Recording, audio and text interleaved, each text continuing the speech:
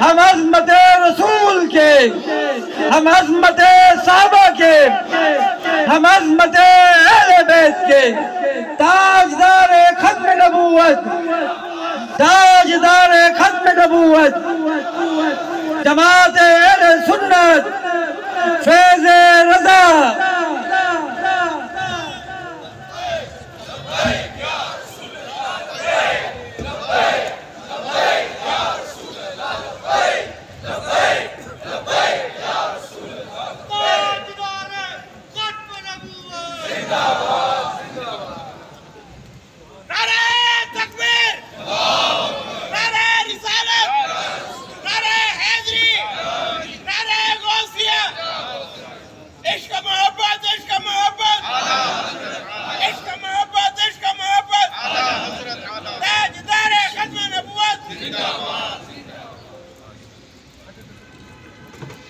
نحمده ونصلي على رسوله الكريم أما بعد فأعوذ بالله من الشيطان الرجيم بسم الله الرحمن الرحيم أولئك كتب في قلوبهم الإيمان صدق الله مولانا العظيم وصدق رسوله النبي الكريم الأمين إن الله وملائكته يصلون على النبي يا أيها الذين آمنوا صلوا عليه وسلموا تسليما اللهم صل على سيدنا ونبينا ومولانا محمد معدن الوجود والكرم وآله وبارك وسلم صلاة وسلام عليك سیدی یا رسول اللہ صلی اللہ تعالیٰ علیہ وسلم۔ مقدوم محترم لائق صد احترام حضرات علماء کرام، مہمانان ذی وقار، حاضرین مجلس، دعا ہے اللہ کریم سے کہ اللہ کریم ہم تمام مسلمانوں کے گناہوں کو معاف فرمائے اور ہم سب کو دین مدین پر استقامت عطا فرمائے۔ الحمدللہ ثم الحمدللہ جماعت اہل سنت پاکستان کراچی میرے ان ساتھیوں کی محنت سے آج یہ عظیم الشان کنونشن الحمدللہ کامل طریقے سے ان سارے ساتھیوں نے ان ذمہ داریوں کو پورا کیا۔ آج کا یہ کنونشن آپ نے پوسٹر وغیرہ پر دیکھا ہوگا، بیداری اہل سنت کنونشن، استحکام پاکستان، نظریہ پاکستان میں بگاڑ، عقائد اہل سنت میں بگاڑ، یعنی جو معاملات چل رہے ہیں اور جو ہاٹ ٹاپک بنے ہوئے ہیں اس پر گفتگو کرنے کے لیے تمام علماء کرام کو، اور یہ بھی ذہن میں رکھیں کہ بلا تفریق الحمدللہ ہر سنی تنظیم کو دعوت دی گئی۔ الحمدللہ آپ نے ملاحظہ فرمایا کہ دعوت اسلامی کے نمائندے بھی اسٹیج پر موجود رہے، اسی طرح ہماری جتنی تنظیمات ہیں، چھوٹی ہیں یا بڑی ہیں، سب کے نمائندوں کی شرکت رہی۔ تو اس حوالے سے یہ کنونشن ایک منفرد کنونشن ہے، اور آج کا یہ کنونشن پاکستان بھر کے تمام علماء کرام کو یہ دعوت فکر دیتا ہے کہ اگر اپنی بقا چاہتے ہو تو ہمیں اعلی حضرت امام اہل سنت کے پرچم کے سائے تلے جمع ہونا پڑے گا۔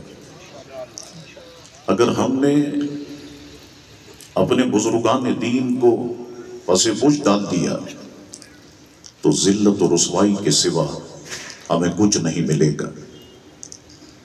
تو الحمدللہ تمام علماء کرام نے شرکت فرمائی، آپ نے شرکت فرمائی، معروضات آپ نے سماعت فرمائے۔ وقت بھی بڑی تیزی کے ساتھ آگے بڑھ گیا۔ میں حصول برکت کے لیے کچھ باتیں تاریخ کے حوالے سے بھی آپ کی خدمت میں عرض کرنے کی کوشش کرتا ہوں۔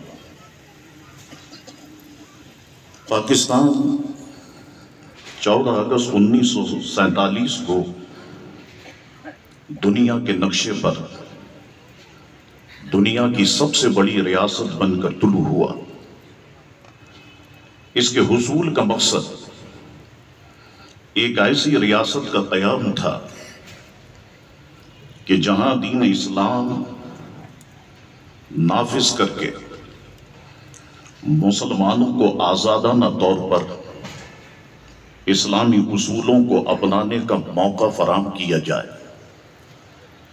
بانی پاکستان محمد علی جناح صاحب کی قیادت میں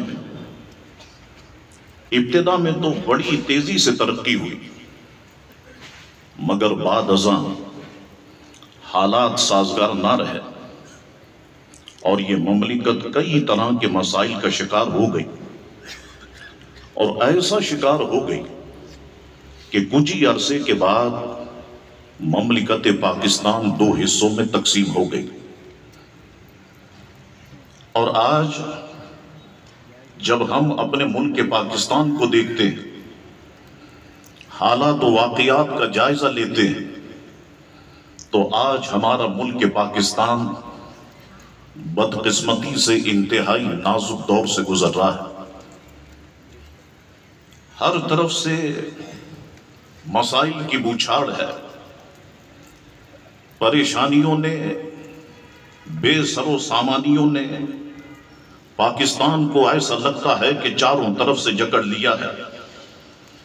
آج پاکستان معاشی لحاظ سے، اقتصادی لحاظ سے، بلکہ اخلاقی لحاظ سے پستی کی طرف رواں دواں ہے۔ آج ضرورت اس امر کی ہے کہ پھر سے قیام پاکستان کے مقاصد کو یاد کیا جائے۔ قرآن و حدیث، تعلیمات رسول کریم صلی اللہ علیہ وسلم اور سیرت نبوی صلی اللہ علیہ وسلم کو سامنے رکھ کر اس مسئلے کا حل نکالا جائے۔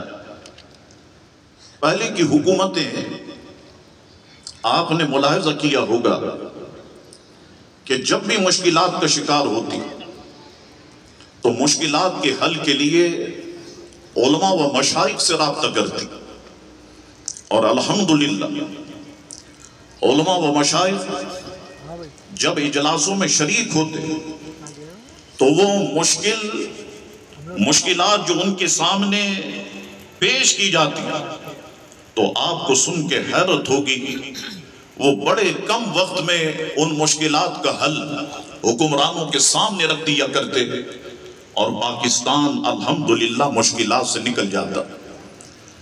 لیکن ہم آج کل دیکھتے ہیں کہ اب جو حکومتیں آئیں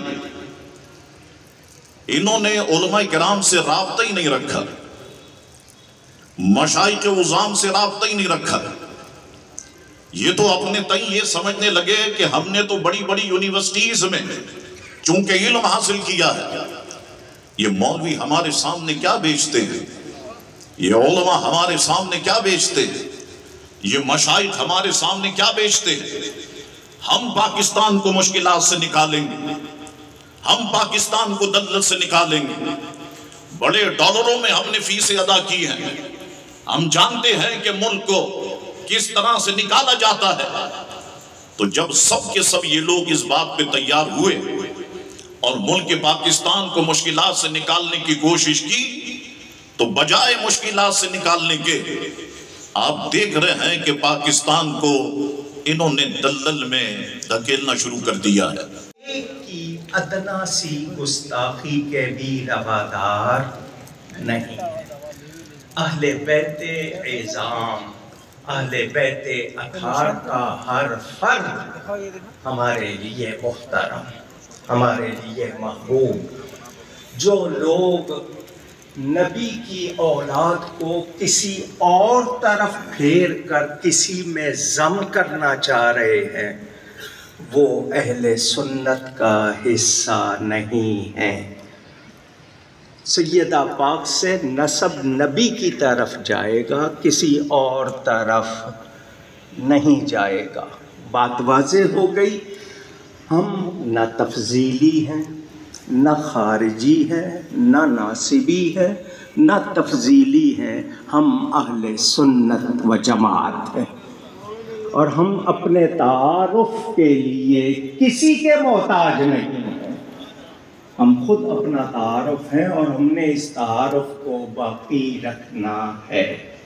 بات آتی ہے جہاں پر وہ یہ کہ اکابر اور اصاغر، یہاں آ کر کچھ مسئلے آ جاتے ہیں۔ جی میرا پیر میرے لیے سب کچھ، میرا استاد میرے لیے سب کچھ۔ میں ایک بات کروں گا، میرا مسلک میرے لیے سب کچھ، میرا دین میرے لیے سب کچھ۔ اس کے سوا اور اس سے سوا کوئی بات گوارا نہیں۔ میرا پیر اگر میرے صحیح عقیدوں کا پابند ہے تو پیر ہے، ورنہ وہ منگل ہے، وہ پیر نہیں ہے۔ میرا استاد اگر صحیح تعلیمات پر قائم ہے تو وہ استاد ہے، ورنہ وہ ہرگز مجھ سے عزت نہیں پا سکتا۔ یہ اصول بنا لیجئے۔ شخصیات کی پاسبانی کے لیے نیل کے ساحل سے لے کر تا بہا کے کاشغر، تو میں یہاں یہی کہوں گا، ایک ہوں سنی مسلک کی پاسبانی کے لیے۔ ہمیں یہ کرنا ہے، اتنی بات ہے۔ ہماری ذاتی کوتاہیوں پر نظر نہ کیجیے، اس بات پر دیکھیے کہ ہم وفادار کتنے ہیں۔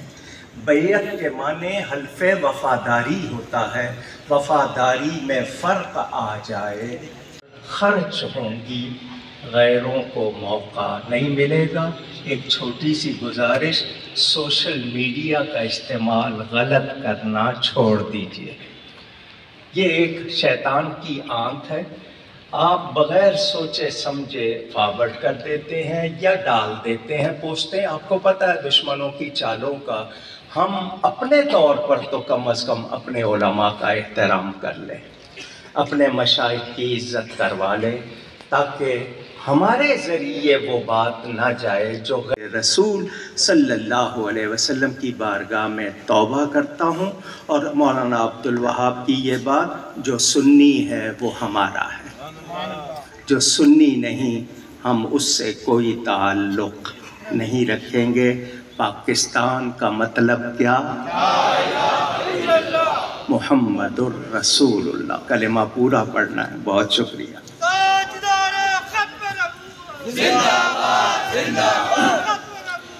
خطیب ملت حضرت علامہ مولانا ڈاکٹر کوکب نورانی اوکاروی صاحب آج کی اس کانفرنس کے حوالے سے گفتگو فرما رہے تھے، اور جس طرح میں نے قبل عرض کیا کہ ہم اپنے پروگرام کے عروج کی طرف جا رہے ہیں، اور اب میں صدر جلسہ سے قبل ہمارے حضرت علامہ مولانا ڈاکٹر ابو المکرم سید محمد اشرف اشرفی الجیلانی سجادہ نشین درگاہ عالیہ اشرفیہ سے التماس گزار ہوں کہ اصحابہ اجمعین، اما بعد، اعوذ باللہ من الشیطان الرجیم، بسم اللہ الرحمن الرحیم، واعتصموا بحبل اللہ جمیعا ولا تفرقوا، صدق اللہ العظیم۔ بارگاہ رسالت میں درود پاک کا نذرانہ بشی۔ اللہم صلی علی سیدنا مولانا محمد وعلی آل سیدنا مولانا محمد صلاة دائمة بدوام الملک الحی القیوم۔ جلیل القدر علماء کرام، مشائخ اعظام، عوام اہل سنت، السلام علیکم ورحمۃ اللہ وبرکاتہ۔ آج کا یہ مبارک اور مقدس اجتماع بیداری اہل سنت کے لیے ہمارے قبلہ شاہ صاحب نے منعقد کیا ہے، اور صورتحال یہ ہے کہ اس وقت ہم انتشار کا شکار ہیں۔ ایک چھوٹی سی چنگاری پھینکی جاتی ہے اور اس کے بعد آگ لگ جاتی ہے۔ اور سوشل میڈیا نے اس کو بہت زیادہ آگے بڑھا دیا، جس طرح کہ ڈاکٹر کوکب نورانی صاحب فرما رہے تھے، سوشل میڈیا جو ہے اس کا غلط استعمال چھوڑ دیں، بغیر سنے بغیر تصدیق کیے بات ادھر سے ادھر پہنچا دینا۔ اور یہ ایک عام سلسلہ چل رہا ہے، مشاہدے کی بات ہے، آپ سب کو معلوم ہے۔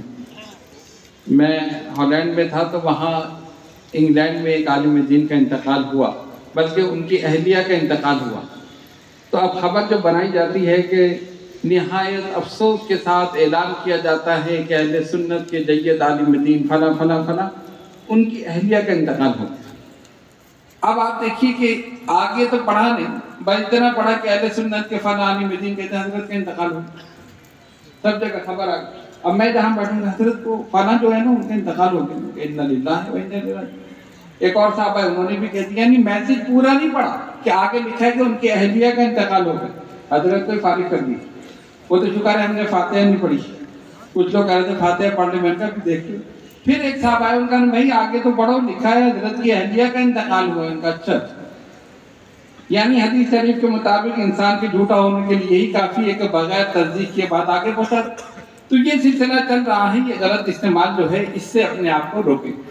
اچھا، دوسری صورتحال کیا ہے کہ جو اختلاف انتشار علماء کا ہے، جو آپ کے سامنے ہے، اس کے کہنے کی ضرورت نہیں اور تفصیل کی بھی ضرورت نہیں۔